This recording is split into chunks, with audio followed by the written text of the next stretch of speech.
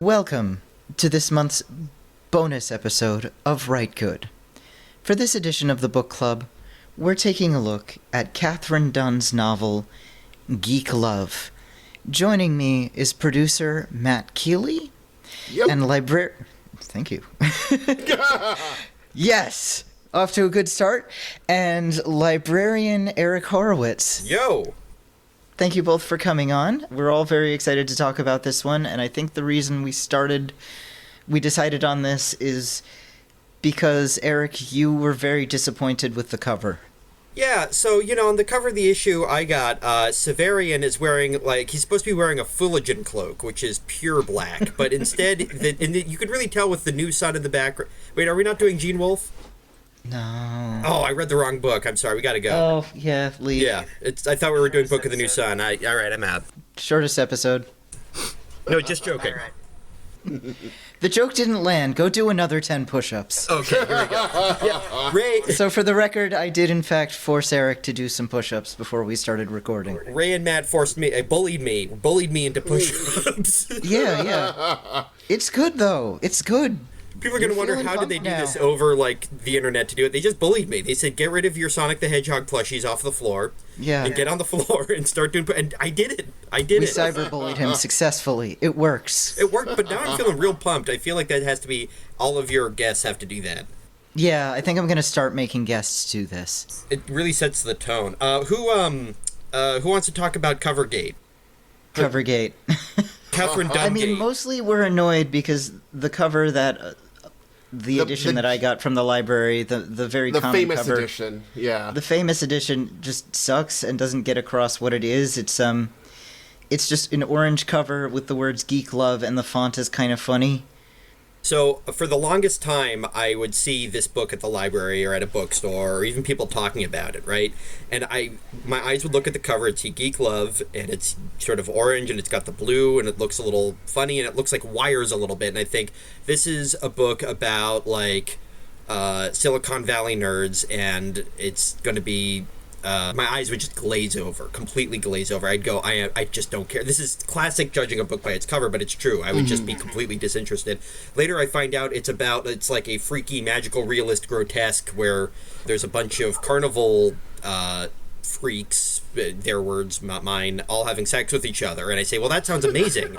And I see the original covers, and they all look like really, really good. And this is, we said we have to read this right away. Yeah. So we want to stress that the type of geek in this, it's not computer geek. It's like circus geek, like the thing that happens to you if you fuck up at the end of Nightmare Alley. It's that kind of geek. And this is a book which we highly recommend. You absolutely should read it, and we are going to spoil it, so maybe you should read it before you listen to this episode, because holy fuck, this book is a ride. There's a lot to spoil. There's so much. I think someone on the Discord said... Yeah, and it was like a major plot point, but there were so many other things going on. There's so much in this book. It's a lot. There's a bunch of stuff. Wild. By the way, am I the only one of us who had read the book before? I'd never read it before. This was my first go-through. Okay, because, I had the same thing that Eric was talking about, because I grew up in Seattle, and I'm still here. The author, Katherine Dunn, is from Portland. And Portland and Seattle are always kind of joined at the hip, or at the waist, as it were. Her. Uh-huh. But which one's Iffy and which one's Ollie? Iffy and Ellie, excuse me. I think Seattle is Ellie and Portland is Iffy. Yeah, Portland is the submissive. But yeah, I was like, it would be big in the news. Like, I was like a weird kid, and I would more or less read the newspaper cover to cover just about. You were a weird kid? I know, shocking, right? What? Hold on, let me just drink some of this seltzer I have here. Do you mind saying that again with the mouthful? I was a weird kid.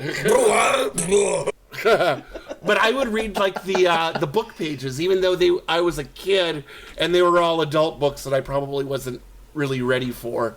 But they would go really hard on Geek Love, and I just assumed, because it's, Seattle/Portland, it was just boring Microsofties in love. And the cover, which I like you said, it's just the orange with the funky font on there. The thing that we didn't really mention is that it's like a very neon day-glow orange. And so it very much looks like a 90s issue of Wired or Mondo 2000 or something like that. Which, ask your parents. The font of the Geek Love is, like, very, very skinny, and I'm not going to get into why they chose that right now, but, like, it looks, I mean, the effect is it looks like computer wiring, to me anyway, so I look at that and I think, I'm going to be reading some, like, hagiography about, and this is, I wouldn't be thinking it consciously, just in the back of my head, the spongy, like, id of my am I going to read this or am I not brain just goes, I can skip this. I know. My reaction for the longest time was like, I already read Douglas Coupland's Microsurfs. It sucked. Why would I read this? But the funny thing is like one of my good friends, Jenna Bruselbach, who actually did the Rite Gud logo that you see every day when you look at us. Every day. Every day you look at this podcast. Yes. The kitty sneezes one, or if you don't, you're a bad fan. But she was like, this is one of my favorite books, and she sent it to me, and I was like, well, okay, if I don't see Janet liking Microsurfs 2 or whatever I had in my mind. So I was a little bit curious, and I opened the book, and I'm like, oh shit, it's that kind of geek. Okay, cool. It's about something for the completely record, different. the premise of this book, it's about a showbiz couple, the Banuskis, Al and Crystal Lil, who fall in love and through a combination of taking drugs and radioactive material produce a bunch of children that all have something very unusual about them. There's Arturo, who basically has flippers for hands and feet, Arturo the Aqua Boy. There's Iphigenia and Electra, Iffy and Ellie for short, who are a pair of conjoined twins. There's the novel's viewpoint character and narrator, Olympia, who's albino, hunchbacked, and a dwarf. And then there's the baby Fortunato, known as the Chick, who looks completely normal, but in fact has telekinesis and can move objects with his mind. God damn, we're like 8 minutes in, and we've only managed to talk about the cover. There's so much to discuss. There's so We're only on the cover. This book is a lot. There's so much. There's a lot in this fucking book. I don't even know. I'm sure we're gonna get through. We're gonna talk like 3 hours, and people are gonna be like, "Why didn't you also mention this thing?" It's because there's too much. There's so much book in this book. Why didn't you talk about the guy who, like, had to shoot them because they were perfectly lined up? Just so much. Yes. Okay. What about the Maggot Man? Oh, God. The Maggot Man, I think my brain at that point was like, I can't handle another guy. There's just so many ignore the weird little parts. guys. This is a book of just fucked up little guys. Yeah, then you even get, like, the human, or the Pin Kid, or the Fly Roper, who are just kind of cameos. Just hanging out. I love the running gag that all the human oddity, the pincushion guy and all of the geeks are like Princeton, Yale, Yes. Harvard boys who are just Yes. slumming for a summer. That's an Yes. incredible running gag. They're just fancy lads who are just here to... But because they're not born into it. They're not a Banuski. The Banuskis are born and bred for, like, the carnival freak life. Also, the whole thing that all of their female employees have to be redheads. You have And to they don't explain why. Everybody has a different answer as to why. No one's sure why, and they're just collectively referred to as the redheads. And they only explain it, like, halfway through the book. So for the first half of the book, they're like, we got a couple redheads to break down the tent and, scoop the elephants and tigers. What? And you're like, who are the redheads? I still don't know what a simp twister is. Midwave rides. Okay, a simp twister, but then they call Artie a simp at one point, but that doesn't mean what we think, right? Or, yeah, they're like, when she calls him a simp, she's basically calling him a norm. Oh, and that's the worst thing to call Artie. The oh worst my God. thing you could be.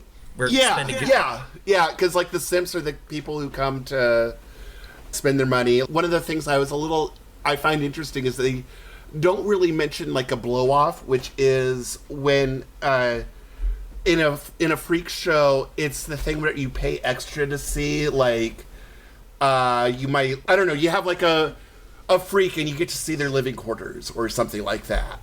But they kind of do that. They don't call it anything, but like, you can pay extra to have sex with the conjoined twins. Well, yeah. But a blow off would usually be, actually part of the show, not something that the twins, slip you a note for. They're like, that's kind of the thing with the freak show is it's everything kind of like nickel and dime the simps, and I think that's even one of the things with the simp twisters that they even kind of make a joke about is shaking their money out. I think both figuratively, as in here's another thing to spend your money on, but also literally because a lot of them, whip you around and turn you upside down, and I imagine like a fair amount of change falls out of some of those pockets. Good idea, to twist those simps. Oh gosh, maybe we should have. I had a friend who dated somebody who worked for the Coney Island. Well, it used to be called the Coney Island Freak Show, and then the Woke Mafia got to it. Boo. And now it's called the Coney Island Sideshow. But he was their like tattooed and pierced man, and he'd like have giant piercings that he could like put stuff through. And I should have asked this person questions and stuff like, how did you get to that, and what that's like. But I didn't, because I'm a bad guest. Sorry about that. Okay, so this book, the structure of it is, there's something I like to call the Margaret Atwood plot, and I call it that because of the 3 Margaret Atwoods I've read, they all do the same thing, which is there's a character, a narrator, who is reflecting back on the events of the story, of the wild and crazy events of the story, and this tragedy that happened, and he regrets it, but it's decades after the fact, and it's too late to change anything. And also, this person is not necessarily an unreliable narrator, but a narrator who you come to realize is deeply complicit in the tragedy itself. And so like Oryx and Crake. Oryx and Crake is a good example of that. And the examples of the blind assassin and, of course, the famous dystopia one. What's that called? Handmaid's Tale? They're not necessarily complicit, but they are infuriatingly passive throughout the whole thing, right? And then, part of the narrative is like me telling you this story in the quote-unquote present, decades after the fact, is part of my revenge or part of my justice or whatever. And I feel like this book definitely has the same structure because it's Ollie, and Ollie's a grown-up in Portland, and she's just got this ordinary 30-something life as a hunchbacked, bald Portland person. She's doing her own thing. I don't know if we're ready to talk about Miranda yet, but she every once in a while runs to her closet and pulls out all the old flyers for the Panuski's Traveling Circus, and then it cuts back to here's the story. Yeah, well, let's talk about Miranda. Fuck it. Now's as good a time as any. We need to talk about Miranda. So Miranda is a hot babe who's studying medical illustration and ends up getting involved with Ollie because Ollie would be interesting to sketch. But Miranda is unusual because she has a little tail, and unbeknownst to Miranda, she is secretly Ollie's daughter, born of a virgin birth, with her own brother Arturo the Aqua Boy. Arturo the Aqua Boy, isn't that a contradiction in terms? Maybe we'll get to that because there's a lot to go through. There's so much. There's so much to go through. We will not get to everything. Miranda in this podcast. Miranda gets a little side money doing a burlesque act with other like freaks in Portland and quote-unquote freaks. I feel like we should probably mention off the bat, because it does happen kind of early in the novel, there is a depiction of queerness in this novel that is very of its time. And I would not call it hateful, but it is certainly not what we would consider, like, cool today. But it is very much in line with how people talked about transness back in the 80s, and unfortunately, the club kind of... Yeah. But even just people with people with disabilities, right? Like, it's not... But in this novel, I mean, I say the word freak because this novel has a like, within the mythology of the novel, and also, I guess, presumably the real life of that universe in the 80s and early, mid-20th century America or whatever, there is a category of person freak, and like that is how they would call themselves, and that's how other people thought of that, and it's like this category of otherness that I think this novel is very interested in exalting, which is not necessarily, it would not fly today. The No. the most famous thing that I can think of that is like that would be that people can think about is Rocky Horror, where like these two norms, they go into a haunted house and look at all these crazy shit. There's a sweet transvestite from transsexual Transylvania. There's a there's a tap dancing butler. I don't know. Look at all this stuff. There's a sex zombie. Meatloaf. Meatloaf, yeah, Meatloaf is frozen. Like, this is, and the whole point of the quote-unquote freaks are to, like, be contrasted against these contemptible Nixonian norms. Right. Right. And I do think it is kind of worth noting, in the carnival circuit, in the sideshow circuit, one of you had your stock characters. You'd have conjoined twins. You might have like an alligator boy or a monkey girl or something, and Dog-faced boy, bearded lady. A super fat woman. There'd be a really fat lady or a really fat guy, and very often you would have what they refer to as the half man, half woman. Mumpo, the giant baby. Sorry. Yeah, the beastly baby they have in this book. There's Mumpo. Got it. But in general, like, that was kind of how society lumped people together, and we're not necessarily, obviously we're not going to say like, yeah, that's fine, but that is, in the context of this book, in this cultural context, kind of how it's being seen. So we're just, this is our little disclaimer here. I wonder if we should, define terms right now, like this was a contract or something. Like, by freak, we're referring to the category of person that this book is very much interested in, the societally constructed category of person that this book is interested in analyzing. Yeah. I think that sounds fine. All right, we got that down. Don't yell at us. Don't cancel us. If anyone has a problem, the long call out thread. Yes, thank you so much. Won't happen now. It's fine. If anyone has a problem with this, please email Matt and Ray at email addresses. Yeah. Rite Gud at kittysneezes.com. Yeah. Yell at us. That's where it is. All right. But no, Miranda has been, this is in the future timeline. In the future timeline, Miranda has been going to these burlesque acts where there's something wrong with you. That's the whole idea. So she's got a tail. One of them, it turns out, is transgender. One of them is has something or other. And Ollie is Olympia? Yeah. Olympia, who's sort of the narrator character, who is a sort of a hunchback, who's like a bald hunchback. I always got the impression that she has such soccer ball energy, because the whole novel she's getting her ass kicked. She's this little person. She just gets back up and goes right back to what she's having her to do. Being carried around, yelled at around. But Ollie has been stalking Miranda for years and years and years because, of course, she's her daughter, right? And this isn't a spoiler. This is like right there. She's like, that's my daughter I'm stalking. And she doesn't know. But Ollie has been following her and has such a weird, like, sense of emotions when she sees that her daughter is embracing the quote-unquote freakness and dancing around with the tail out. Are we ready for this one quote that, like, I think is it's like the thesis of the book? Okay. Yeah, Can we do it right now, or? Hit me.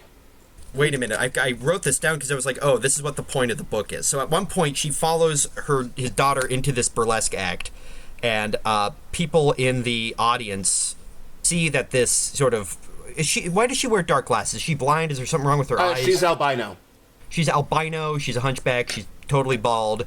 At one point, they see her in the audience, and some awful person picks her up and takes her wig off. She goes, hey, look, it's another one! Ha, ha, ha! And they all start laughing at her, and then the music starts, and they insist she starts dancing. This is Ollie, who's, and she gets into it instantly. Here we go. The twisting of my hump feels good against the warm air. The sweat of my bald head runs down to my bald eyes and stings with brightness in the spirit of the waggling hump, moves over the stage and catches red pants, hairy bellies.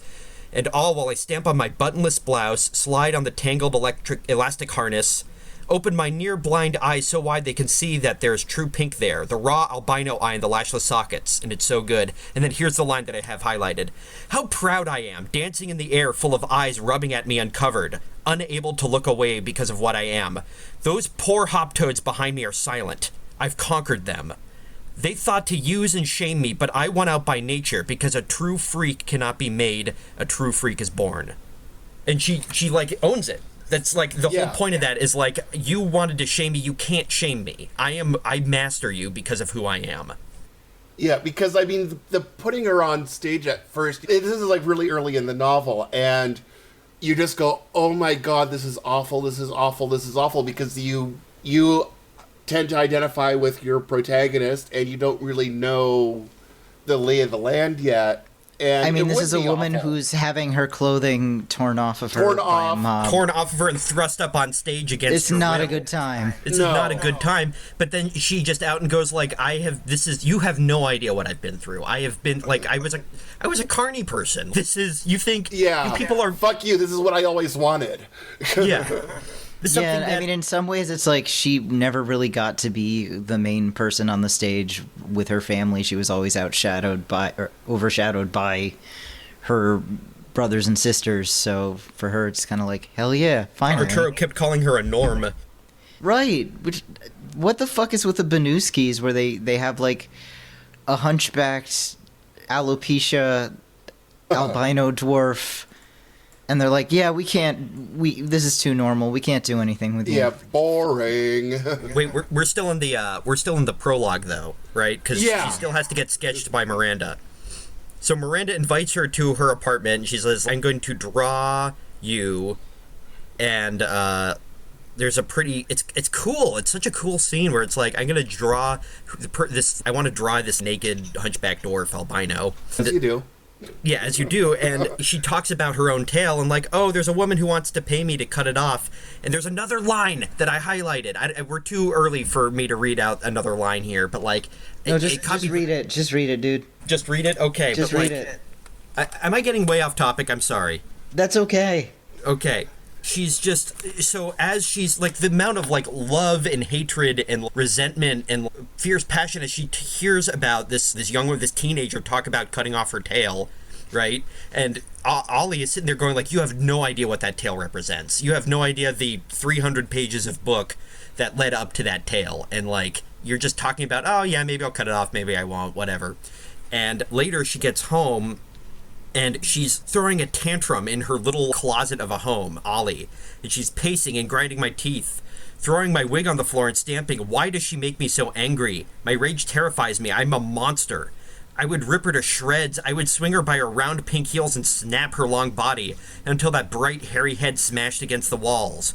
Falling on my knees, shaking, tangling my hands to keep them from breaking something. Sudden gratitude for the nuns who raised Miranda, because she gave her to an orphanage from nuns. Sudden gratitude for the nuns, realizing that she had stayed with me all the years of her growing up. I would have murdered her. That arrogant, imbecile bitch, my baby, my beautiful Miranda. It's such a good paragraph. Fuck. Hell yeah. Mm-hmm. So I think that brings us to a major running, I don't know if you want to call it motif or theme or whatever throughout this book, which is really, really warped love. Just, there are so many different permutations of love in this book, and they're all incredibly horrifying. Yeah. It's great. People who do not know how to express their love for each other, and I mean, it almost steps from the central act of what Al and Lil did, but we're not there yet. Yeah. Or are we? I don't know. Sorry, Are we? We're everywhere. I figure, you know. I wrote an outline. We're not following it. We don't. I'm totally ignoring your outline. Do you want to keep going? No, I'm sorry. I ignore the outline. We don't give a shit. Oh, okay. I feel like I've hijacked things. I'm so sorry. So she starts to read the Banuski posters, and then the meat of the novel begins. Flashback, harp sound, and it's the Banuskis. And Al and Lil are two carnival people, and they're norms, right? That's the other thing that's very weird about the norms versus freak culture is Al and Lil aren't. Yeah, they're both norms. They're carnies, right? They're certainly experienced in the con artistry and show business ways, but they're not like... Well, anyway, so they say we're going to have this wandering show, and we're going to produce our own quote-unquote freaks by feeding Lil, like, just weird random stuff.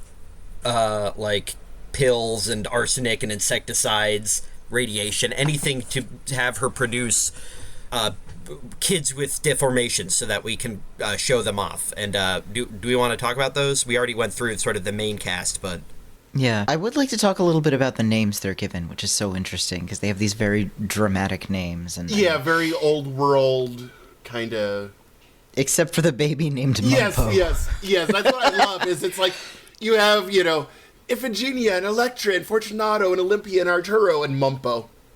Is that, I wonder if that's a statement on just the family's already fallen apart, but... Or just the quality here. Like, Mumpo is just this beast thing, and the others are, like, kind of interesting and smart and sensitive, and Mumpo is just this a mouth. horrible thing. This big fat baby. Just this beastly baby here.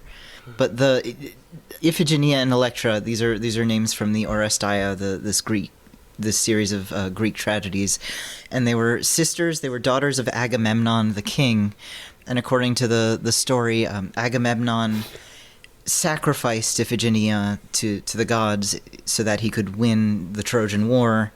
So he did that, and killed his daughter and won in war, and came back with his concubine Cassandra in tow, and his wife Clytemnestra. I'm probably mispronouncing this. Wasn't really thrilled with that. That was the last straw, I think, for her. Like, okay, you killed her daughter, and now you're bringing back your side piece, and you're just gonna just bringing her home with you. Just doing that. That's fine. So she and her lover killed Agamemnon and Cassandra, and ruled for a while, except their Agamemnon and Clytemnestra's surviving daughter Electra, who was very, it's sort of like a gender-swapped Hamlet thing, like, you're not my real dad kind of situation. Fuck you, stepdad. Eventually got her brother Orestes to kill them both in revenge. And then in the next play, there's sort of a Law and Order episode where the goddess Athena reveals herself to be a total pick-me. I don't know. But anyway, so that's kind of these Greek sisters. Iphie is a lot more like placid, and Ellie is a lot more fierce and just a lot stronger fuck you dad energy. And she's very right, and things would have turned out better if they had listened to Ellie when she said that they should, yeet Arturo off the end of a roller coaster. Arturo right. is the oldest, and he's I always pictured him. I had a tough time picturing him in my head. I know he has flippers, but for some reason I pictured him as just like a huge worm, like no arms, no legs, just swimming around. He's the Aqua Boy, so they'd put him in a tank, and he becomes kind of the protagonist in a lot of ways. He has a cult. He creates a massive cult. I mean, the drama of the book all happens because of his, because of his sinister bullshit. machinations. Yeah. His steerpike, disturbance of this carny utopia. Yeah, he's such an. I'm wondering why Arturo, if that's a reference to something, or if it's just this sense of like.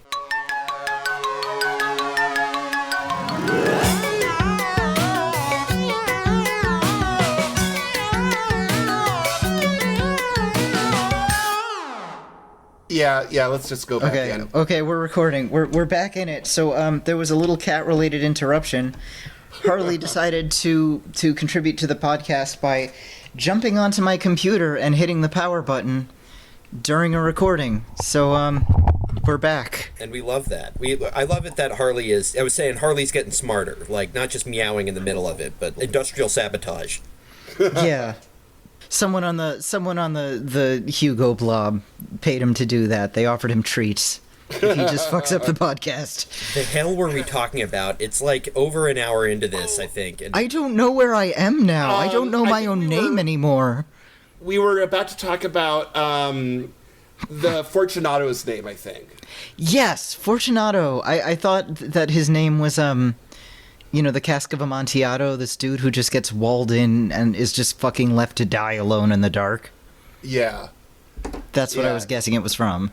So there's this long scene where they're all kids and they're all playing, and Fortunato or Chick is born, and he's normal looking, and they're crying because he's normal looking, and they make a big scene about how this is the opposite of what most newborn parents are like, where it's like, thank God he's doesn't have anything wrong with him, but they're like, oh, he doesn't have anything wrong with him, oh no, and they're like gonna abandon him. They're gonna put him in a basket and put him at a firehouse or something, or like a diner or a laundromat, gas station, and then he turns out that he's psychic and can use his psychic powers to like make things float and stuff.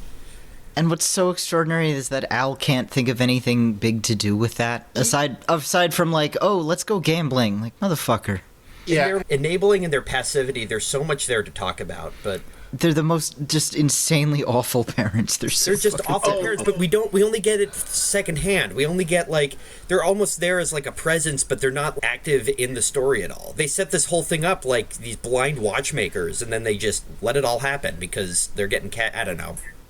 Yeah, it's like one of the things I think we were kind of talking about in the Discord about, like, the sheer horribleness of both Al and Lil. For me, like, Lil really gets under my skin because my grandmother had dementia.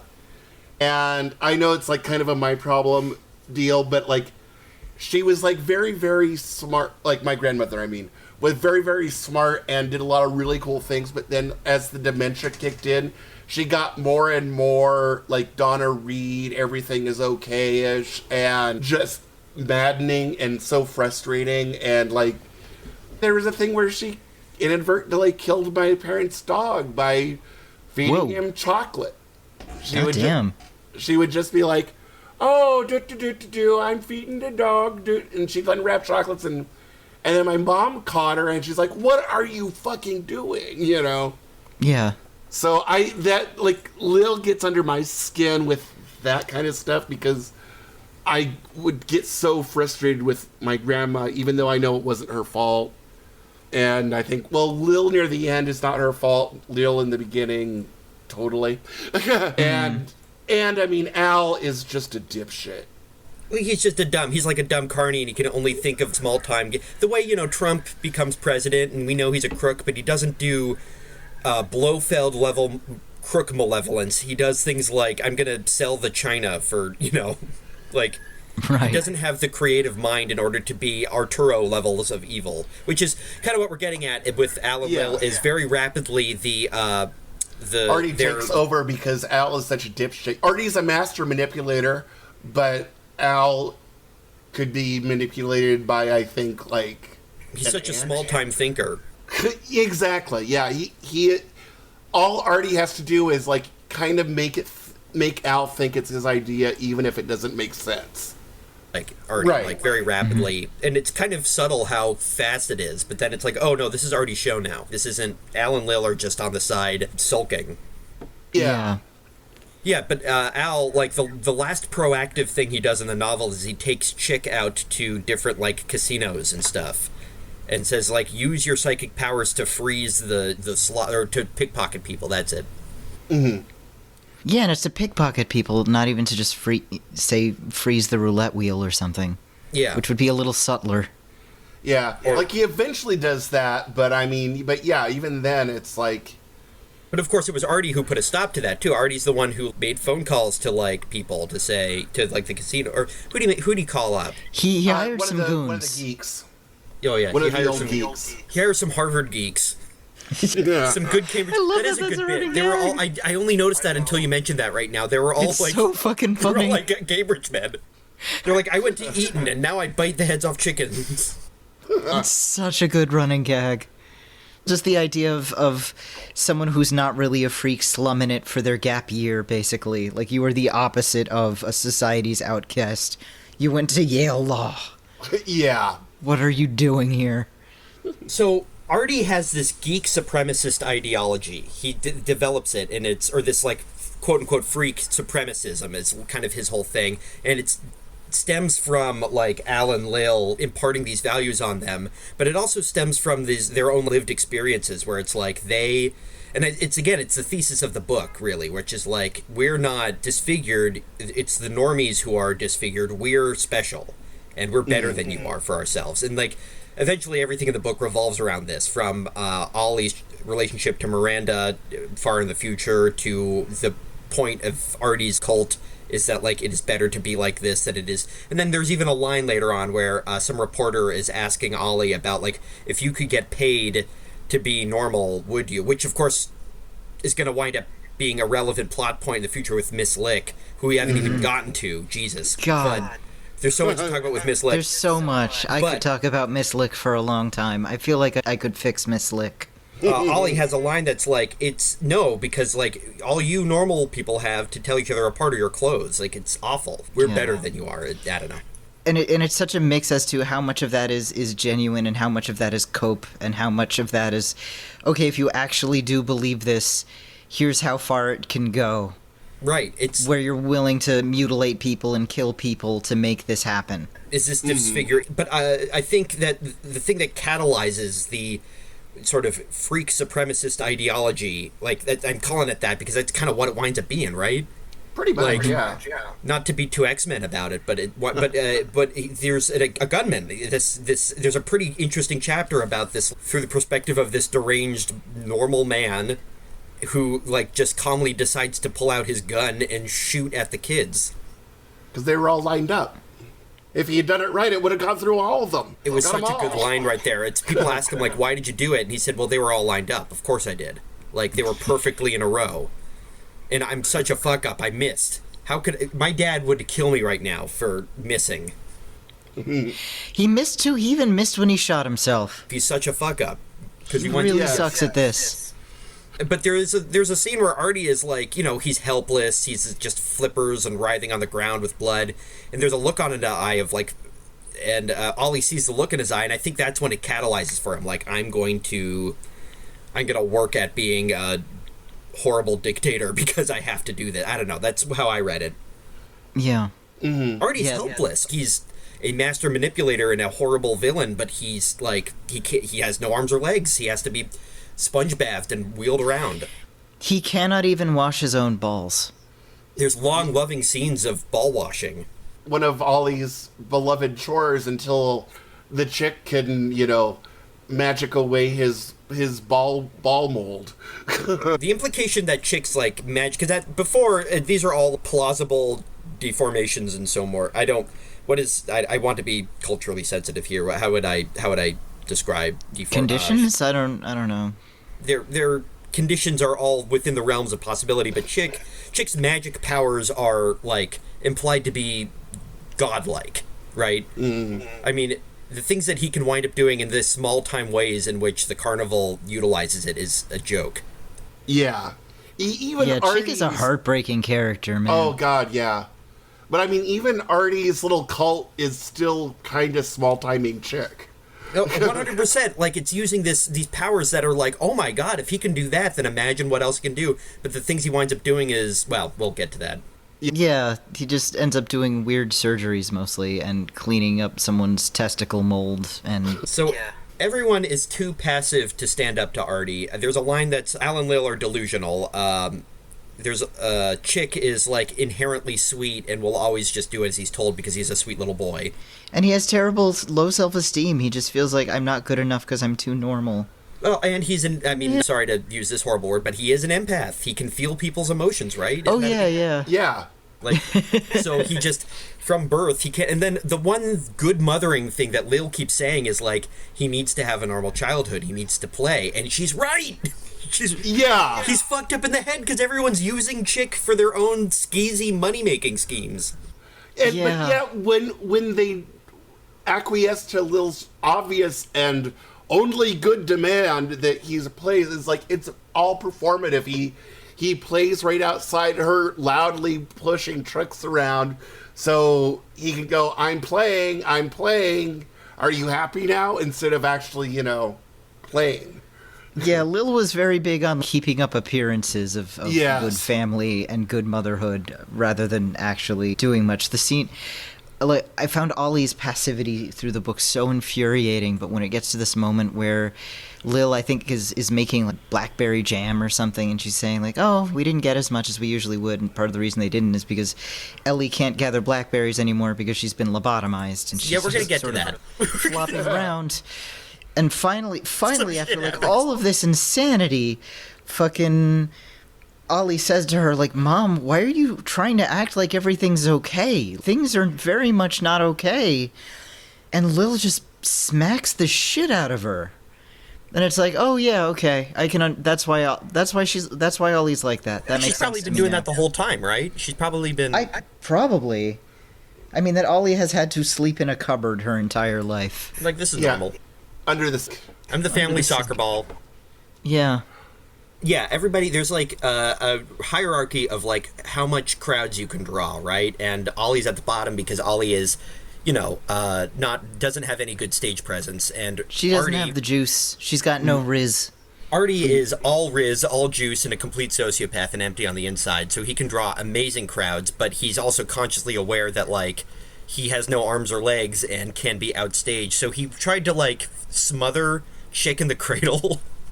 Yeah, and it's implied that he did that with, was it Lorna the Lizard Girl? Yeah, they had like a lizard baby. Yeah, and wasn't there one other baby that he probably smothered, or... Oh, yeah, there's a whole bunch of babies he killed. Well, I know, like, I mean, some of them were miscarriage. Like, we're talking about the babies in the jars in the chute. So, which yeah, is an attraction of all of the failed Benuskis. And they're just fetuses and babies in formaldehyde. Yeah, but a few of them were not failed. A few of them were just crossed Artie. Just murdered by Artie. God, that moment when Mumpo's born, and Artie's like sizing him up. Sizing up Artie, just like immediately, like, we're gonna fucking fight. Declaring a fucking blood feud against a baby is really something. And that also goes to show how evil Artie is, that Mum is, basically just a gaping maw that only wants to eat. And even he is like, I don't think Mumpo has any real cognitive function beyond eating. And even he is like, fuck this dude. 100% Artie is the reason this baby was born. Artie, inflicted the bagman upon the twins. Wait, we're gonna... Yeah, okay, wait. There's so much. There's a part where... Okay, so the relationships are like... Everybody kind of is afraid of Artie, except Ellie. So Ellie knows better. So Ellie fucking like, this guy's a rocks. monster. Ellie's so cool. And then Ollie says something interesting about herself. She says, I'm like Ellie and Iffy, because Iffy doesn't know who Artie is. Iffy doesn't know Artie's a monster and loves Artie. Ellie knows Artie is a monster and hates him. Then Ollie says, I know that Artie is a monster. I know Artie better than anyone, and yet I still love him. And, like, that's very interesting to me. Anyway. Yeah. And we should probably mention, Artie is very likely based on, oh god, what was his name? Grady Stiles Jr., the so-called lobster boy, who was part of this carnival showbiz family, because they had these hand and foot deformities that ran in the family, so he had severe deformities of his hands and feet, so he couldn't walk, but he used a wheelchair, but he was, like, surprisingly swole in the rest of his body from being able to drag himself along with the muscles that he did have. And he would, like, choke out his wife with his lobster claws, and he was, like, a huge piece of shit. So when he had, like, one normal daughter who fell in love, Gary murdered the guy, his daughter's fiancé, but they didn't put him in prison, Grady. He was like, yeah, I fucking killed that dude. Yeah, but they couldn't put him in prison because there wasn't a prison that could accommodate someone with that disability. So they just kind of let him out on probation, and he became even worse until his wife paid a guy to kill him. Yeah, and unfortunately, the dude who killed him got a life sentence. Bullshit. I know. It's to me, it's like the same thing with that Gypsy Rose Blanchard or whatever. Yeah, 100%. Yeah, this is like the most justifiable case of homicide ever. Yeah, because like, isn't it her boyfriend who actually did it, like, in jail for life, or at least probably for absurd length of time? And I'm like, I think that there's kind of the there should be like a Indiana Wants Me kind of law, which is like a song by R. Dean Taylor about a guy who's on the run, and one of the lines is like, if a man ever needed dying, he did, for about the dude that the narrator killed. And yeah, dude, if a dude ever needed dying, it's fucking Grady Stiles. He was a sack of shit, just a horrible human being. Yeah. So there's got to be some inspiration there. And then, of course, the twins, I think, inspired by the Hilton sisters, who were a pair of conjoined twins who were quite poorly treated when they were young and badly exploited by their step-parents or something like that. Incidentally, speaking of huge pieces of shit, but this book was Johnny Depp loved this book and wanted to. No. He was like, I want to play Arturo. That's the role. Oh god. Oh my god. And he eventually he was pressuring Terry Gilliam to do it, and he was like, Terry Gilliam, got to do this, and it was scooped by Tim Burton, and Tim Burton had throughout the 90s and was seriously considered making a Tim Burton Geek Love, but still has the rights to this day. Oh, no. 90s Tim Burton would rock this. Current Tim Burton would, I don't know, I think just fuck it up. I think even good era Tim Burton, I don't think he would be like the right fit. Doesn't have maybe not nasty enough. He's not nasty enough. He would be kind of cutesy, where Gilliam would go full on, Well, you've seen Tideland, right? Yeah, Gilliam would be mean and nasty enough to make this Yeah. one. I mean, Tim Burton wound up doing Dumbo, for Christ's sake. Like, I know. Tim Burton is so sad. It's like, he was so good until he wasn't, then he was so fucking terrible. there's an alternate universe where Tim Burton. I have a couple alternate universes. One is where Tim Burton got hit in the head by a coconut and decided not to do Disney stuff. But then one where Michael Bay got hit in the head by a coconut. Oh. I'm of the opinion that Michael Bay at one point had chops. He did do the I Would Do Anything for Love Meatloaf video, and it's pretty great. Like many people, he just crawled up his own ass and stayed there. Yeah. Mm-hmm. Anyway, what were we talking about? I don't know where I'm Geek at. Love. I'm sorry. Geek Love. Geek Love. So the Talking about Arturo, we could talk about Arturism, maybe? I don't know. yeah. Yeah. Okay. So wait. He starts a cult. He starts a cult, Arturism, with PIP, which stands for, what is it? Something. Peace, Isolation, Purity? Yeah. Where you chop people's bits off. Yeah, basically. And it's, like, really funny because, like, when I was in college, I wrote a quote-unquote comedy sketch about this, but this is, like, long before I'd read Geek Love, where it was, like, a dude who had cut himself off at every joint to get, quote-unquote, closer to God. Well, that's the Brotherhood of Mutilation, right? That's the Brian Evanson short story. Oh, I haven't read that either because I. If any, you both would love it. It's very good. Shit. So Brian Evanson wrote this. It's like a noir called The Brotherhood of Mutilation, and it is excellent. But it's the plot, which is every time I chop off a bit of myself, I get closer to sort of the absence that is God, right? Yeah. But it's also written in a noir-y style. But then he expanded it out into a full novel. So he wrote like a second half. Like the first half ends on a cliffhanger, and the first half is its own short story, and then he wrote like another half to it, and he published the whole thing as like Last Days or something, Last Rites. I'll have to look that up, but it's not very good, unfortunately. It's just stick with the short story. Yeah, I mean, there is that thing, a lot of occult is the joy of losing yourself. And in this one, it's very much like a literal physical thing. And something that struck me that's so real, like, as crazy as this book is, a lot of the emotional and relationship dynamics as I'm reading it, I'm going like, yeah, I buy it. Oh, that his book first works the whole time because it's the emotions that happen, the people involved are vividly real. And the emotions they have, the love that they have for each other, the like weird hatreds, the weird little petty jealousies, the way they express it are like, I have felt that before. And the book would fall apart. It would just be cheap exploitation without it. Yeah, that it felt so compelling to me that his first, I don't know if you want to call her a disciple, was a fat woman wanting to lose parts of herself. Like just that intense self-hatred and the wanting to be smaller and wanting to be smaller no matter how cruel it was. I saw that documentary about, I think, the Bikram yoga guy,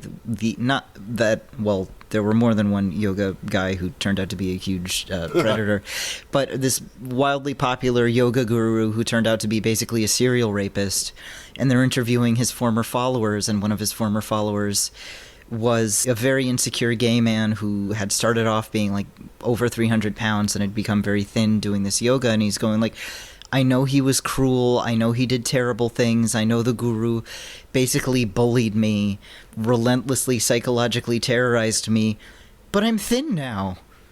And like that legitimately, and he's saying this crying the entire time, like, I know he's done horrible things, but the horrible things he's done resulted in me being a thin person. Yeah, and he's saying it unironically. He's not just saying like, tee-hee, like, I know, but he helped me lose the weight. And it's like, man, goddamn. Eric's being busted. I think that's on my end, actually. Oh. No, it's an ambulance just passed here. I live in Gotham City. Oh, God, okay. Yeah. I live not that far from a hospital, too, though, so I'm like used to ambulances. I'm posting too good. Yeah, you're too good at it, Eric. I'm being arrested for talking about people with conditions and also transgender people and referring to them using the broad societal category as freak. Yeah, that's true. That is a crime now. It is, no, it's... the yours, woke moralists. The woke moralists have arrested Speaking of lobster boys who are total pieces of shit. If it turned out like Jordan Peterson had a tail...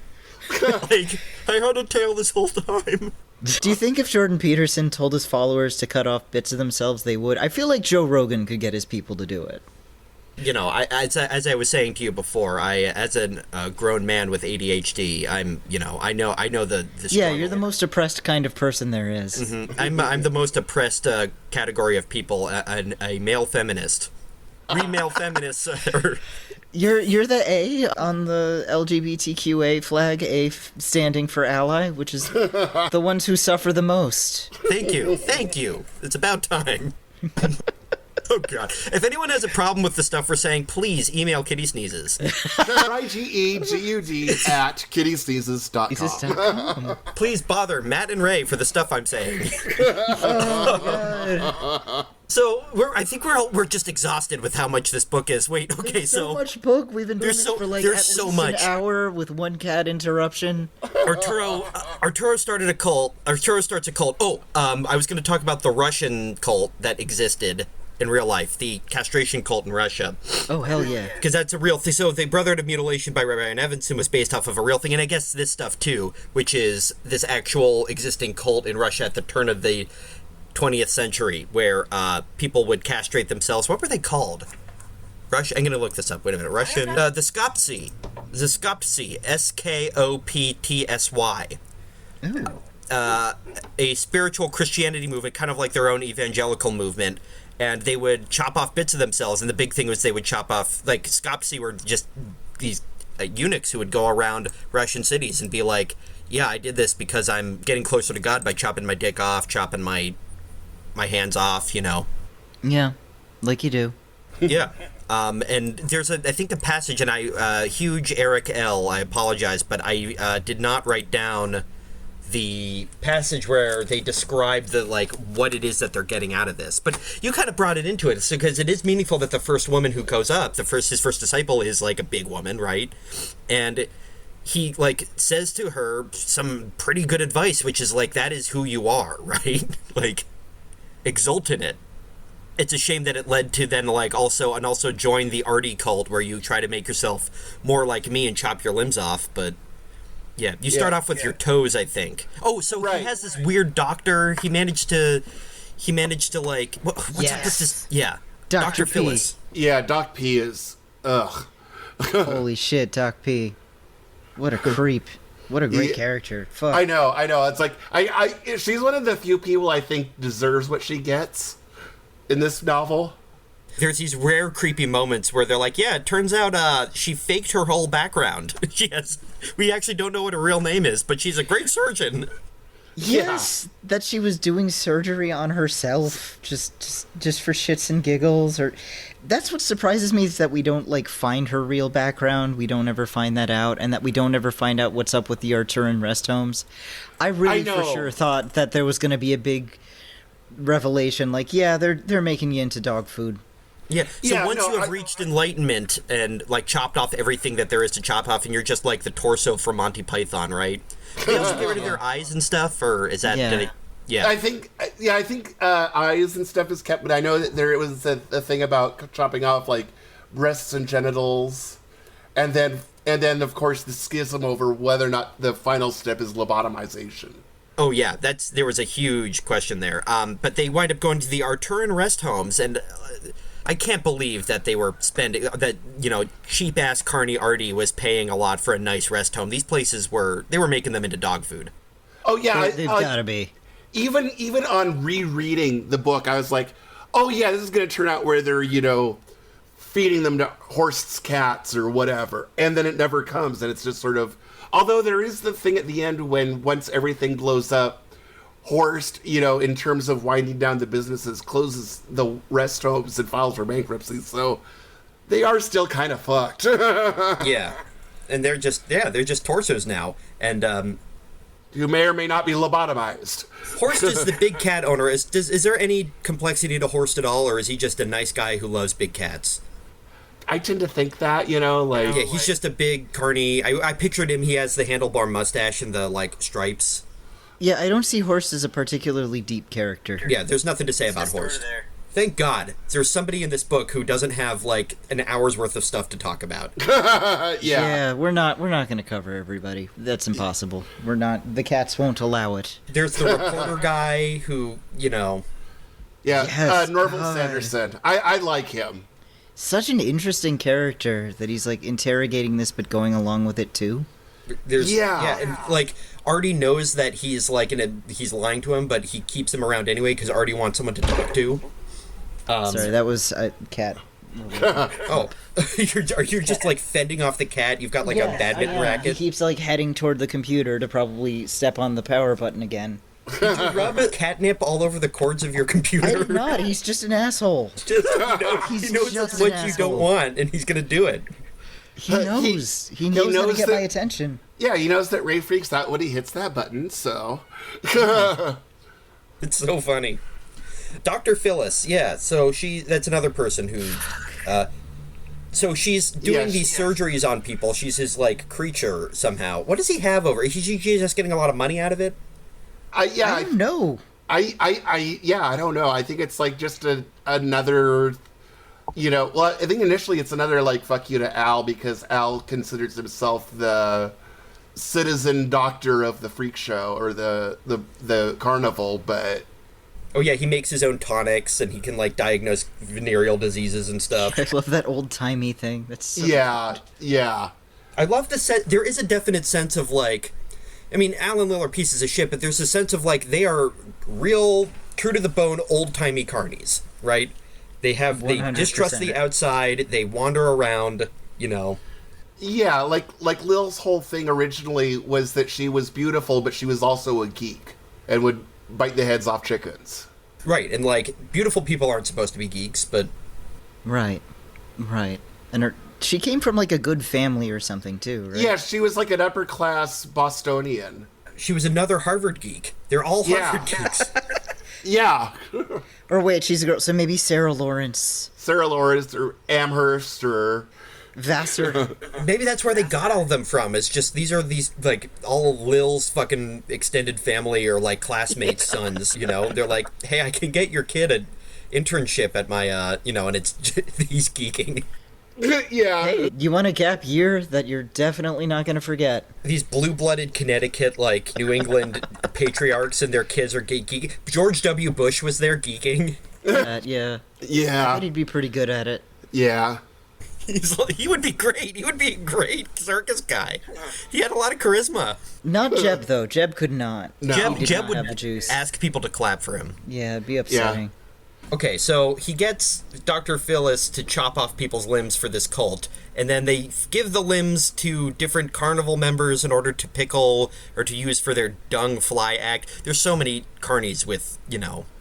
Yeah, so the main ones are Horst gets the big stuff for his cats, and Norval, the reporter slash maggot salesman, uses the fingers and toes, the little bits.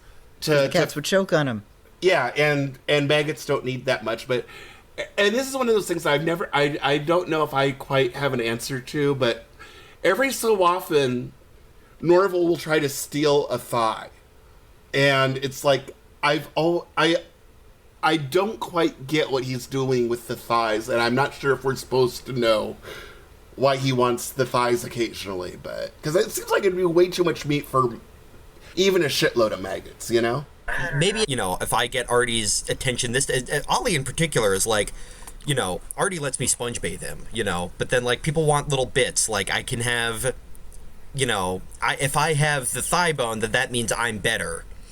If I have this and this wrong with me, then that means I'm better and I'm less... Because they make fun of each other. They call each other normies.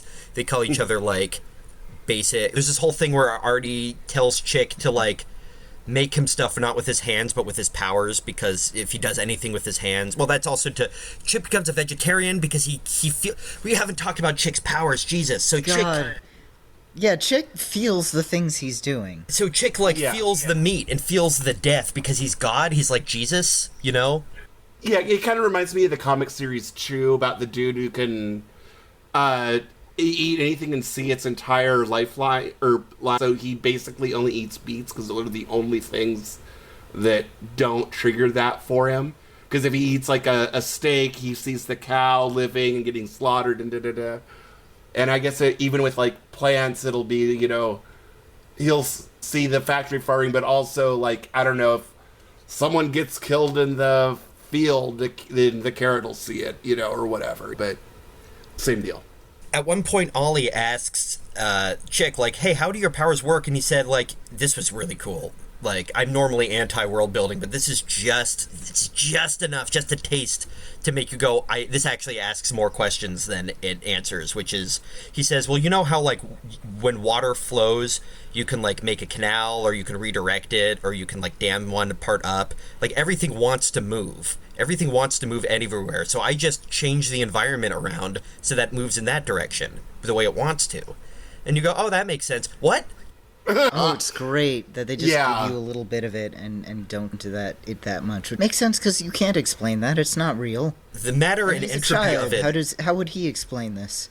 Yeah, like how would you explain green to a colorblind person? The idea, like, the matter and entropy want to flow everywhere, and I just change around the rivets around it. But then it turns out he can do it with such subtlety and such power. He can, like, from like, yards away, and he can, like, draw semen out from somebody and artificially impregnate another person. He winds up being the anesthesiologist, right? He can, like, take your pain away because he's and Jesus. then eventually he becomes the surgeon. Yeah, well, he eventually replaces Dr. Phyllis.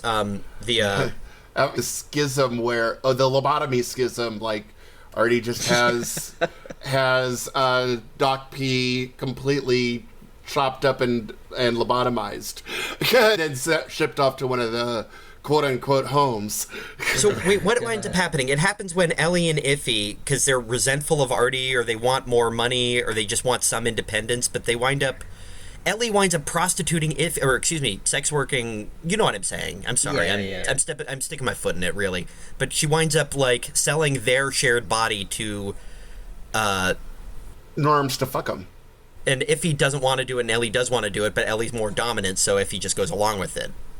And it does seem that, like, Iffy does come around, but still. I mean, a lot of Ellie's thing too is like Arturo is in love with Iffy. And, like, Ellie's trying to put men in between them. She really tries to get Iffy together with, like, a normal guy who really does seem to love her. But Iffy's horrified by him because, like, she believes that him loving her would make him kind of a gross fetishist person just by the act of loving her. Ollie experiences the same thing when... A little bit of insight. Mm-hmm. Oh, sorry, I interrupted. Ollie experiences the same thing when she dates what is it? Who is it? The human pin who also has a humpback. Except He also has a humpback, and he goes to Harvard. Well, yeah. But the thing is that, like, he doesn't actually see her as, like, she thinks they're together, he thinks they're not. But they both are in love with Artie, because Artie has Iffy, and Ollie both are in love with Artie because he's got, some kind of magnetic personality or whatever. And Ellie wants to put things in between them, so she winds up, like, selling their body to do that. And Artie gets wind of this and lobotomizes Ellie. Well, first it's he sends the horrifying. bagman to rape them, but... Oh, wait, yeah, I forgot about that. Jesus! Yeah. Oh, that was such a scary fucking scene. Bagman, remember the crazy guy who shot them because they were lined up? He comes That's back. The Bagman. He's the Bagman now. Brings him back into their lives. So he shot himself, but he missed because he's awful. He just kind of sucks as a person. And so he's just like the Elephant Man who can't even talk, and he has a bag over his head, and he comes back and joins Artie's cult because he's, that's of course what you do. Right? Yeah. And he's now his, like, fucking goon enforcer. Just stalking the twins around the entire time. And Artie says, hey, so you're going to get horrific. married to the Bagman now. One of the most horrifying parts of the book is that Crystal, Lil, and Al are fine with it. Oh, God, The twins yeah. are like, we really do not want this at all. And Lil is just like, I'm going to be a grandma. Yeah, and Al's just like, yeah, We're going to get more fucked up kids. This rocks. Yeah. So Depth of happy their obliviousness. that they're just, these girls are just being, like, kept in a cage, basically. Yeah, and they And even the go to only Doc thing, P, the and only she's thing like, that Al's really upset about is that they can't perform, so they're not bringing in money. yeah. Just fucking goddamn. Yeah, and then you have, like, the thing where it's like, where once they decide to lobotomize Ellie, like, Chick does it, but his whole thing is, well, I don't like you anymore, Artie. And Artie's just like, okay. Chick, now they're having Chick do all of it. Yeah. We're talking, have they already lobotomized Dr. Phyllis? Yeah. Dr. Phyllis tried to have, like, a coup in the cult, and then there was a counter-coup, there's a counter-reformation, and Chick just takes over all. Phyllis is now totally lobotomized, and Chick takes over the, Wait, was the lobotomy before Dr. P? Or was this the first lobotomy? Oh, you're right. Because I think that was the first lobotomy. Yes. Because, that's kind of where they get the idea from. Yeah, because Artie initially wants to just chop off, actually he even says that he doesn't care which, just chop off one of the twins. Chop off one of the twins, I don't care which, and it turns out you can't do it. So he's like, just lobotomize one of them. And then there's these long scenes where, like, Iffy, who is, is just walking around with this corpse attached to her, this brain, it's horrible. And she's also pregnant with this baby that was forced upon her. She winds up shooting the bagman, but it's too late. Well, I thought Crystal shot the bagman. Yeah, like, it was just the last Ellie was thing about she does to, in the book. but like, faltered at the last minute, and I think kind of threw the gun or something, and then Crystal saw the gun, saw the bagman, and was like, I must do something about this for once in my life. Everyone listening to this, decision she made. Yeah. If we're getting, if we're getting confused, it's because so much happens. There's just so a lot much of things in this fucking book. And this book, so much. Here's the thing: this book would really fall apart if there wasn't that human element. Because I'm thinking, like, this could have easily been a very, very bad book. Yeah, just a stupid, trashy book. But it, like, the way these characters act and feel about each other, as bizarre and dysfunctional as it is, does feel very real. Like, Ollie's passivity and complicity with what's going on with the family does feel very real for the way a kid raised in an abusive, dysfunctional family would act. Yeah. It's just cranked up a little more. And he's also a dwarf. Yeah. So wait a minute. We got to get through all of this. So, Ellie, Iffy, Jesus Christ, Iffy, and we got to do it. I'm sorry, we're so far into it. Iffy and Ellie. So Ellie is lobotomized. They're carrying the bagman's, unwanted baby. Artie has locked them in their trailer to keep them from getting an abortion. They give birth to Mumpo. Mumpo. And I like the idea that Mumpo isn't even that fat. Like, he was really big, but I like the idea that he's not even that fat a baby. I think that would be a really funny joke. He's like, he's okay, I guess. Yeah. Although there's, like, that whole thing where everyone thinks that the twins are having twins themselves, and it's just, it's just Mumpo. It's just one enormous child. One heckin' chonker. Effie, wait, hold on, Jesus. Chick. So Chick is, like, has been accepting people's pain for so long, Jesus-like. And, like, he's now a preteen, but he's still, like, got some kind of arrested development. And he's just totally emotionally dead inside, right? Right. He's but just the one thing that he does love is, like, babies. Like, after he helps deliver Mumpo, because it would be impossible for them to give birth to this thing without him. He also, at the jealous Ollie's request, grabs a sperm out of Arturo's ballsack and inserts it into Ollie, so that she will have his baby, and that's the baby Miranda. That is how Miranda happens. Yeah. And you make a good point. Like, what Mumpo was forced, like, was born out of hate, and Miranda was a virgin birth. Yeah, born out of love? Question mark? A really fucked up, horrible love, but still a kind of love. And I also think too that, I mean, it's a little interesting that, you have the twins plus a norm. I mean, the bagman's a shitty norm, but he's a norm. And you get, like, a grotesque freak baby. But you get, Artie plus Ollie equals the beautiful Miranda who just has a tiny tail. But then also, like, there's a big question as to, like, what is freakishness, right? Like, what is this category, right? The bagman turns himself into, like, first of all, the norms... Oh, my God, wait, there's another quote at the beginning. Hold on. I did this down, but Artie talks about this, where he's like, where he's asking Artie, this is like back when they were kids, back when they were still innocent and things were still okay, right?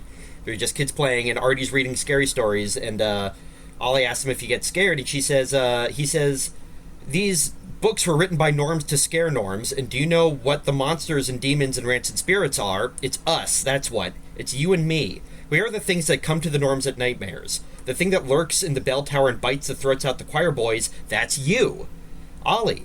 And the thing in the closet that makes the baby scream in the dark before it sucks their last breath, that's me. And, like, that's kind of like they're proud of it, right? And it's a question of, like, do I accept myself as a monster or, like, as this category, right? Mm-hmm. So, like, the Bagman has one... like, that's the whole point behind the cult of disfiguration. Like, we are turning ourselves into this. And the Bagman shoots his face off, right? Accidentally, but then he's like, now I belong, right? I belong with this group of people I once hated. I don't know. And I think, like, Artie bringing him in kind of solidifies how sometimes in these little outcast groups and subcultures that are hated by mainstream society, it's very easy for these kinds of, like, toxic relationships and hierarchies to form because, you know, you can't go to the normal world for help because the normal world wants to kill you, so you are stuck here. And when you have that kind of self-hatred, you're being told you're a monster, you're a monster, you're a monster. Maybe you accept, like, I guess I am. And that can kind of feel liberating, but also it can lead to you being a real fucking piece of shit. So, like, having the Bagman in, it's saying you need the Bagman for our tourism to exist. You need that kind of external violence and hatred for this internal dysfunction and this internal, like, poisonous hierarchy to carry on. Mm-hmm. How many, like, of these, you know, safe spaces that are set up, right, have a toxic person in it, right? How many have fallen apart because... keeps going on and on and on. Yeah. You try to set up something, you know, separate and safe for people, and that's someone in there discovers that they can use it for their own... I don't know. I had a friend who had to leave their LGBTQ friendly household because one of them was, like, a sex pest, like. But that's what this reminds me of. Is it's like, oh, we're all persecuted, so now I get to persecute. It's wild. Anyway. Yeah. Oh, there he is. Honey. There he is. That's Henny. She's a hungry baby. Okay. That's a girl. It's a different meow quality. You can probably hear it. Hers is a little higher pitched. We're all exhausted, but we got to get through this. Okay. Ellie and Iffy, what triggers them to? What triggers Iffy to? Ellie. Ellie basically, Ellie comes back. Yeah. Because what's his face? Chick has been bringing Ellie back, like slightly healing her brain, and finally Ellie's first, like, clear-headed, coherent thought is, "I'm gonna kill this fucking baby." Yeah. She stabs him in two, and I love the line of. There's a thing where when Ollie sees the aftermath, there's Ellie has stabbed Mumpo and Iffy, and Iffy's fought back and killed Ellie, so everyone's dead. But then there's a reference to the pile of Mumpo, and I just love that phrase. I mean, it's a horrible thing, because it's just like, you know, it's a, you know, slashed up baby, but it's a pile of Mumpo. I love that Arturo is described as getting along on the ground by humping. He's just humping along.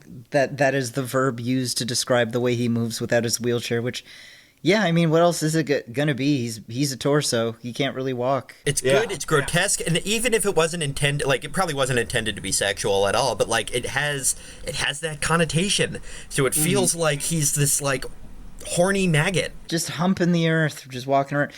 And the fact that he's like jacked as a result, which, like, yeah, I guess if you're using your torso all the time to get around, he's just humping the earth, and everybody has to do what he said. It's such a creepy detail that he, like, works out constantly. He does, like, neck muscles, and he's just beefy. Yeah, extremely, the way that is incredibly unsettling from the beginning, the way Ollie describes his muscles. Just this really, like, his incredible muscles, like, okay, Ollie, that's alright. That's a weird way to talk about your brother there. I got another quote here. sorry, I bookmarked this book a lot, but this is like, what is it that Ollie is, so the whole time, Ollie isn't just passive of Artie's shenanigans, she's enabling it, right? She's she's just in love with, she's like, I am in love with him, I want his baby, right? Mm-hmm. And she has a line here, dear daughter, she's talking to Miranda, right? Dear daughter, I won't try to call my feeling for Artie love. Call it focus. My focus on Artie was an ailment, non-communicable, and even to me all these years later, incomprehensible. Now I despise myself, but even so I remember in hot floods the way he slept, still as death, with his face washed flat, stony as carved tomb and exquisite. His weakness and his ravening bitter needs were terrible and beautiful and irresistible as an earthquake. He scalded and smothered anyone he needed, but his needing and the hurt it caused me were the most life I ever had. God, I've had relationships like that. That's what I think makes the book good, is because, you're describing these very real feelings. Yeah, it's so brutal. Like, even as you're reading this, complete insanity, you're going like, yeah, okay, yeah, I have an auntie like that, or something like, oh, yeah, all right, I know that guy. Sorry, someone's ringing at my bell here. I don't know, people just keep ringing at my bell. We got to get through this. Iffy stabs Ellie, who smothered Mumpo. Jesus Christ. I feel like I'm having a stroke. Iffy stabs Ellie because her conjoined twin who got back to smother Mumpo, and then that kills both of them because they share the same body. And Chick cannot handle it emotionally, and he finally snaps. Poor Chick, who is Jesus. That's the whole point behind Chick, right? He has Jesus powers. He can absorb your sins. He can absorb your pain. He's perfectly empathetic, and he cannot handle all this evil, and he spontaneously combusts. And he just burns everything. He burns Al good, and most of the Arturans, and Arturo blows up. Boils in his fucking aquarium. Becomes a fish fry. R.A.P. R.A.P. Bozo. Sous vide. And that's the end of, it was around the time where Iffy was dragging around Ellie's, lobotomized corpse and is pregnant with her attacker's, baby, and that's when Crystal Lil was picking blackberries with them and going, everything's just fine. And when Ollie goes, our family is fucked up and we're falling apart, that's when she slaps her, Mm-hmm. Anyway, but finally it's over. The carnival is done. It's been blown to smithereens. There's nothing left. Crystal Lil is still alive, but is completely out of commission. Yeah, it broke her. There's this great / horrifying bit where they find her madly humping Al's charred corpse and saying that they can start again. Oh, God, Jesus. Damn. I forgot about that. Yeah. God, yeah, Jesus. Okay, flash forward to the future. Miranda goes, I just got offered a huge payment to cut off my tail, and Ollie is seething in her seat because of everything we just said for the past couple of hours is embodied in that tail. That's the last thing of this whole Banuski drama. And we haven't even discussed Miss Lick at all. Yeah. God, I love Miss Lick. Okay. I could fix her. She could fix me. So in the future timeline, there is a... Come on, I'll do your surgeries. Somebody else, I feel like I don't need an F cup. That's too big a cup. That's heavy. Have I been speaking too much? I'm sorry. Fucking shrink him. Miss Lick, hit me up. I will spot you at the gym. Fix her is all I'm saying. Yeah, I'll let someone else talk about Miss Lick if you want. Guys, I've been talking way too much. Sorry. No, it's fine. Miss Lick, God, I fucking love an incredible character. What is her deal? I don't know. I mean, again, we do have to bring this up. Someone in our Discord brought this up, that this is potentially a somewhat problematic portrayal of a very strongly lesbian-coded character. Yeah, this book is of its time. Yeah, in the book, she explicitly says that she has no interest in sex, so you might say, I jokingly referred to it as problematic ace representation, but... But the way Miss Lick, she's not really ace. It's very much of, and I think you were talking about this, Ray, the 70s and 80s perception of any woman who didn't want sex is frigid and, or a lesbian, but she couldn't talk about the lesbianism. And it's a big mess of queer that's probably not the best handled, except that you get that kind of, well, it was the time pass kind of, sort of. Except I love her. She's Well, my that wife. too. That too. We could I would cook for her so she wouldn't have to eat her little TV dinners by herself. Her shtick that she We could predates do on supersets together at the gym so we can like use two pieces of equipment without really hogging anything for a while. It's okay because there's two of us. Just alternate. It'd be cool. We could. I'm just saying. I'm just saying. I could fix her. Is all I'm saying. she's a strong, muscly woman, and Yes, exactly. she works out a lot. She swims constantly, and her shtick is that she wants to. What does she want to do? She wants to fix pretty girls. Yes. I mean, well, in some things she's like making unusual girls normal. So in some cases it's like surgeries that get rid of congenital deformities like the tail, and in others it's like, you're too hot, I'm gonna make you real fat. Yeah. So that you focus on important things instead of being. She's like an anti-bimbofication person, I guess.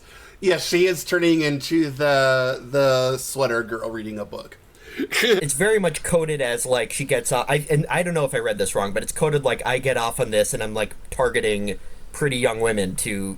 Oh, there's a lot of gender thing. Just very, very interesting. This big, masculine, unhappy, lonely woman who is devoted to cutting away or burning away the femininity of younger women. Like, Yes. all right, there's a lot going on there. There's some gender in this book.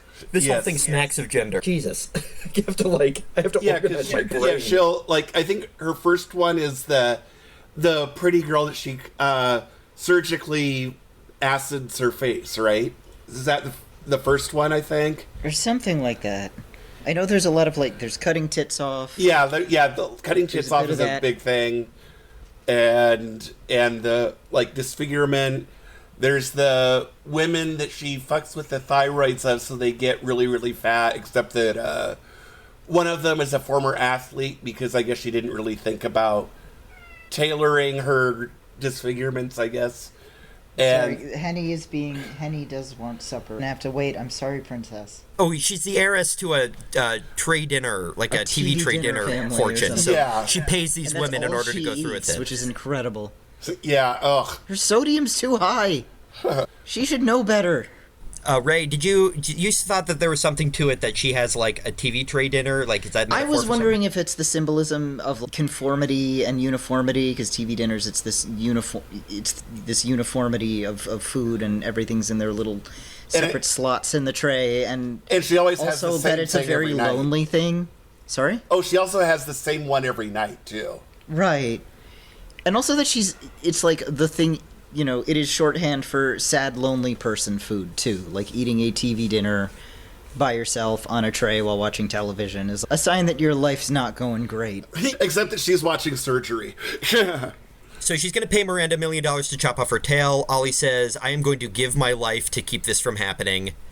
Does not ask Miranda if that's what she wants, by the way. Notice, of course not. Does not bother to ask. It could have been fine. Miranda could have been totally happy with this. And that's the impression that you get, is that she always kind of low-key hated the tail, and now it's kind of useful, but I mean... We also get this bit about how the nuns who raised Miranda, Ollie gave explicit instructions like, all your funding will go away if you remove the tail. Yeah. The tail is important to me, Ollie, and it represents this whole Banuski tradition. Oh, and they also, like, so in the there's not future a real timeline... sense of like, body autonomy here, either. Like, Ollie's never really asking Miranda, do you really want this? Mm-hmm. And I find it interesting, because I had, like, I'm going into a little bit of personal lore. I had, like, a weird congenital deformity on my face that my parents would not let me get rid of until my 20s, which was not really cool. Basically, like, an extra nostril, almost, right dead in the center of my face that I was not allowed to surgically remove until my early 20s, so that was really good for my, like, sense of self-esteem. I was so fucking happy to get it taken out. It was like a really quick outpatient procedure. I still have a tiny scar. If you ever meet me, you can see it. But I don't know, I'm bringing so much of my own stuff in there that to my mother, like, the idea of it getting removed was so frightening and scary, and there could be a real problem, and it's like, well, I don't particularly want to look this weird. I know you want to celebrate difference and what's but I would like to have a face that's a normal face, please. Mm-hmm. So Was it a question of, like, you're too young to know, like, if this is what you want, or was it a question of, I mean, I'm sorry for that, I kind of think it was a weird control thing, to be honest. I'm sorry to... There was some weird shit. I'm not sure if I should bring that up or if I should cut it out, actually, to be honest. But it's just, like, so much of this book is, like, hitting personal in these really weird ways. Oh. That's what I read into this. It's like, here's a girl who has this feature that doesn't bother her that much, but she doesn't particularly like it, and it's kind of annoying. And Mom's like, no, you don't know what this represents. But on the other hand, it's like, yeah, but it's on me.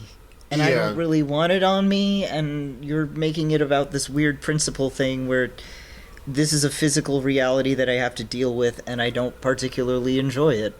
And also, like, the tradition that, like, you love and that this represents, maybe it's better that it's dead. Yeah. Yeah, with the Banuskis, it's like, yeah, let this shit show die. I mean, I get why Ollie doesn't think that, but I mean, you know, as an outside observer, it's like, Jesus Christ, just no. Let it die. Every part of this. Well, speaking of Let It Die, there's a great scene where Ollie manufactures fucking mustard gas to assassinate Miss Lick to keep her in from the foot bath, which I still am trying to figure out what this foot bath thing is. Why is it a hallway of foot bath? Yeah, they go to some kind of deluxe gym where they have a foot bath. I don't know what that is. Maybe it was a thing. If you go to a gym with a foot bath, please write into Kitty Sneezes. If you're a rich person who's very, very swole, write to me. Write to me personally. The foot bath has chlorine in it, and because it has chlorine, for normal reasons. The foot bath has chlorine in it, and Ollie figures that she can pour in some ammonia and trap Miss Lick in the room and kill her. And there's hijinks, and it happens, and Ollie also kills herself in the process, and all the letters are left behind for Miranda to find out this horrifying family history. The end. Yeah. The relationship between Ollie and Miss Lick is so fascinating, though, because, like, to get close to her, Ollie has to befriend her. And that's the only friend she's ever had in her life. Legitimately the only...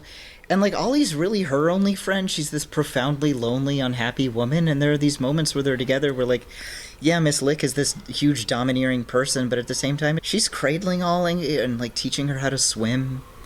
And it's, like, a kind of sweet in this weird way, and they're at the pool together, and these kids are staring at Ollie, and Ollie's, like, loving it. She's reveling it. She's, like, showing off her hump. She's having a great time, and Miss Lick's basically chasing them away. Like, don't fucking stare. Like... She really is trying to be a good friend, and it's just, you know, even though Miss Lick is this fucking weirdo, you kind of feel bad for her in this way, because it's like, she is being nice to Ollie in a way that, like, literally no one else in her life has ever been this nice to her. I know, like Miss Lick is one of the few, like, genuinely likable characters in this. Despite being, you know, like a huge fucking lesbian stereotype. Yeah, that's the thing, is, like, even with all of her shit, you still kind of like her because she's nice to Ollie for the only person in the book. That's probably why Ollie could kill her. Like, if she was mean to Ollie, Ollie would probably be like, I love you. Yes, Ollie, yes. I want to say, like, Ollie, you can have a friend and a daughter and a relationship where you don't hit each other and you don't have to sleep in a cupboard. Like... Well, at this point, I think she gets to sleep in a cupboard. Miss Lick would make her a very nice cupboard. She'd be like, look, I'm making you an actual room, but I'll put a cupboard in it if that's what you want. I'll get, like, a really nice one with, like, good cushions and shit. She'd like, design it at the height of 80s interior decorating, so it would probably be a weird color combination, like red and black or something. Ray, I barreled through your outline like the way Artie took over the fucking carnival. I'm sorry about that. No, that's okay. I did not work hard on this outline at all. My brain feels like it's on fire trying to, like, there's just a lot to talk about. There's too much, and we're gonna forget something, and someone's still gonna be like, why did you forget the fucking... Why didn't you mention that she does a radio station? Oh, she has a radio station. Fuck. A radio station, yeah, she does that. There's a bunch of characters we haven't even mentioned. Yeah. Was this book good? God, yes. Yes. Okay, God yeah. Damn. I really like this book, but, what a fucking book, man. Yeah, there's so many, this like... was a ride. Yeah, and there's so many good, subtle things, like, one of the things that I loved that I did not catch on my first reading is how a lot of things are described as green, especially things that aren't really normally green. Like I think she calls a sunset green or a sunrise, maybe, I don't remember which. And it's this like really neat trick that both gives the novel this kind of sickly, grotesque air, but it's also just because Ollie's got green glasses. Oh, yeah. Symbolism in that the way she looks at the world is colored. Uh-huh. Yeah. Oh, my God. So much fucking symbolism. Yeah. She learns through rose-colored glasses, except they're sickly green. She can only see things through the lens of being a mutant.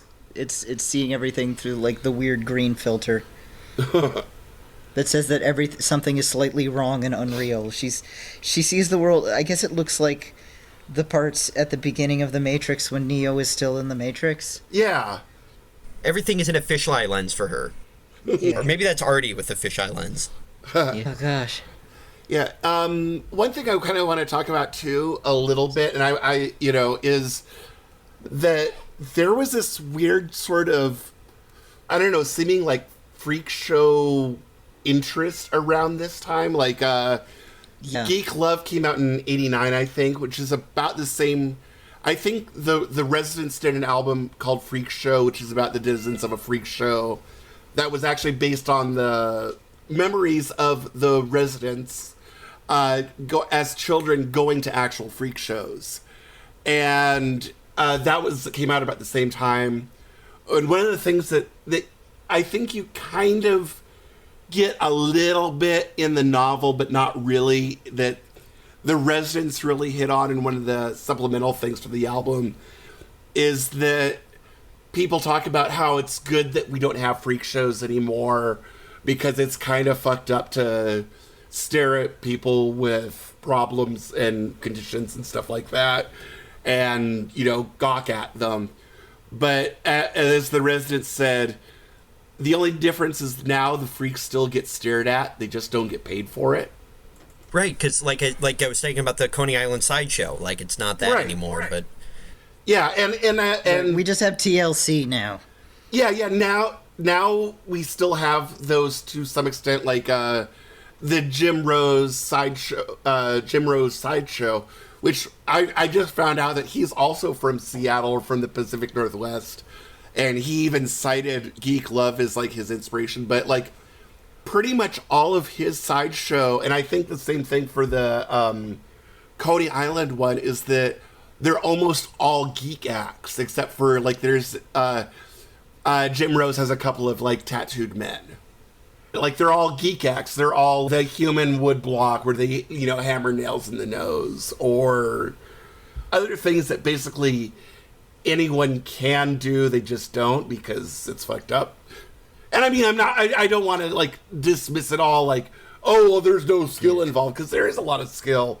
And, some of the stuff does take a lot of learning and training and stuff. But and showmanship. I mean, half of the book, the difference between Artie and Ollie is Artie can command a crowd and Ollie can't, right? Like they say something about, oh, your deformities are not interesting, but I think that's just cope. I think that like Ollie could have been an Artie, but Ollie just didn't have the charisma. Mm-hmm. Matt, what you were saying reminded me of two things. It reminded me of we had said at the beginning, like freak is a socially constructed category, right? But it's socially constructed partially, outside in, but partially also from the inside, right? Like this is a category that protects us. This is a category that allows us to market ourselves and get paid for it, right? Mm-hmm. And it kind of reminds me of the creation of excuse me, please, but like homosexuality is a societally constructed.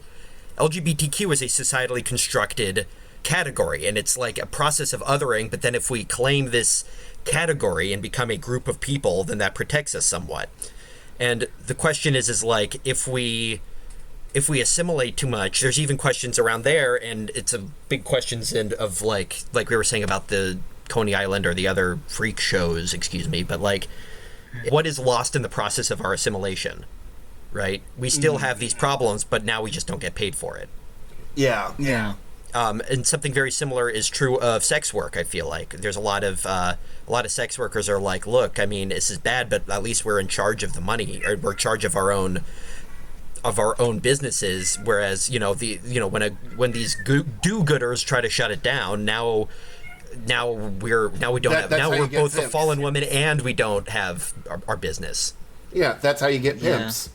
Yeah. Though at the same time, that idealization of difference can kind of become, okay, is this a celebration or is this a fetishization? Yes, Those are very two different things, and being fetishized doesn't feel great. It doesn't feel fun. It's not really something that's coming from a place of respect or love. And it's worthwhile to point out, like, all of their relationships outside the Banuskis were fetishizations, right?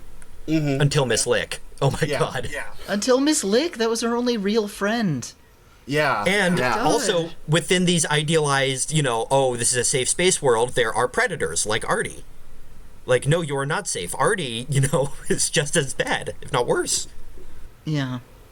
And when you get so deep into it of being the anti-assimilationist, you might, like, as I think as Ollie does, you end up trying to save, quote-unquote, someone's uniqueness in a way that they might not want it saved. Like, we don't know. Miranda's just got a little tail, but maybe it's uncomfortable. Maybe it, like, makes it harder to clean after you take a shit. I don't know. Like, maybe she's sick. Maybe it's harder to buy pants and she's sick of wearing this fucking thing. It's not... What she actually wants becomes this huge, like, contest of mindsets and what's your worldview and what's your ideology, instead of just being able to just sort of be a person making decisions about your own body according to what you prefer and according to what you would make you happy. Don't they go into that too? Like, it's hard for me to shit. I don't remember. Yeah, they might. There's just so much in this book that would not stand out. There's so much more insanity. Yeah, I don't remember it, but I mean, that doesn't mean anything, because, I'm probably forgetting stuff right now, and I just finished the book a week ago. We haven't at all gotten into Katherine Dunn's personal life. Like, I think she had been through a lot as a person before she started writing. Oh. I don't know. To elaborate. I don't know anything about her. Wikipedia page. Yeah, I know that she was, like, born in Kansas and then moved to, like, Portland as a kid, and that's about it. But I couldn't get into that because I will tell you, by the time I finished this, I was pooped. I was all pooped. This is a lot. Of book. It's so much book. It's like 5 books worth of book in this one book. Yes. I think you can hear it in us. We're all tired. So tired. We've been talking for 2.5 hours. Yeah, on and off recording. Yeah, I think this might be the longest book club episode. Yeah, which is great. Oh yeah, it totally deserves it. This book. You're getting your $3 worth. Oh my God, $3. Are you? We're going we're going off with a bang. Oh, maybe I'll just tell you now because we are announcing it. We're gonna take a little month off just because I'm fucking exhausted of doing this every month and freeze the Patreon. So we are leaving people with a considerable episode before we take a little month-long hiatus. I need a fucking break from this shit. Listen to half of this and then listen to the another half of the next episode. Yeah. For what it's worth, the feed, the normal feed, will have a. We're gonna pull one of the book club episodes out from behind the paywall just so there's something there. But since you're already... And we'll freeze the Patreon for a month so we're not charging people for nothing. Yes, because, I mean, if you're listening to this, you've already heard the one that we're going to put out of the paywall, because that's kind of the whole deal, so... But we're not going to double charge you for stuff you've already got. If you still want to pay, struggling artists, you can always send those $3 to me. I'll post my Venmo up on the... No, I'm just... Yes, so that's good, though. We are leaving people with a substantial episode before the break. Yes. Because after reading this novel, I do need a break for about a month. Rest in peace, Miss Lick. Yeah. The hero of the novel. She would have made an incredible workout buddy. Yeah. Rest in peace, Miss Lick. Rest in piss, Artie. Rest in piss, Artie. Rest in peace, Horst. I think Horst, I like a guy who likes cats. Yeah. He was an enabler. They were all enablers. Everybody was a very big enabler. Yeah. Rest in piss. Crystal Lil is still alive at the end of the book, but she's terrible. Yeah. Yeah. Fucking hate her. She's Yes. garbage. Yes. Okay, I feel like we're collapsing. Yeah. So why don't we wind it down? Because we're out of juice. We're juiced out. We're like Ellie at the end of the book. So before we go, what are some things you'd like to promote? I will start with Matt. Basically, this site called Kitty Sneezes, kittysneezes.com. Maybe you've heard of it. One thing that we're trying to, or I'm trying to, kind of expand it a little bit. So hopefully there will be some more stuff coming from other folk. We'll play it by ear. If you're interested in publishing stuff at Kitty Sneezes, hit me up. But you're already on the Discord, so you know that I've been like saying that for a while. So whatever. I'm tired. Yeah. Okay, Eric, promote yourself. I write sometimes. I'd like to do it more. Please go to ethorwitz.com to see my stuff, or I don't know, call up your representative and tell them to fund libraries. Libraries are good. And, yes, a library is where I got this book from. Well, thank you both so much for coming on, for reading this book, and for talking for approximately a fortnight about this book. And thank you all. I know. Yeah. Read this book. I know I say that about almost every book we do on the book club, but God, really, really fucking read this book. The chat, our Discord was like hopping. Yes. It has probably made people talk more than any other book we've covered because there's so fucking much. Yes. Buzzing like a Pikachu. Yeah, I mean, We are vibrating in the Discord about this book. Yeah, we've been going for 2 hours, and you might think that we've picked the book dry, but we haven't. There will be still so remotely. much for you to discover if you somehow have listened to this without reading the book, which I don't recommend, but at this point, well, you're fucked, so. Yeah. Regret your choices. Do not regret the choice to subscribe to our podcast. We appreciate it. It helps us buy cat food for these little fuckers who are looking at me like they're going to murder me because dinner is 33 minutes late. Thank you all so much for subscribing. Until next time, keep reading and keep writing good. This has been Rite Good with R.S. Benedict. It was hosted by R.S. Benedict and produced by Matt Keeley for KS Media LLC. Theme song by OK Glass. For comments and concerns, please write to us at writegood@kittysneezes.com. That's RITEGUD@kittysneezes.com. If you'd like to support us, please visit our Patreon at patreon.com/writegood. This has been a Kitty Sneezes production. kittysneezes.com in color.